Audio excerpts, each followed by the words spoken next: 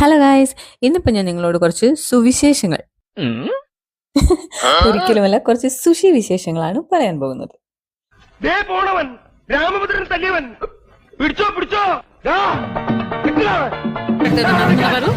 chicken കച്ചൂറോൾ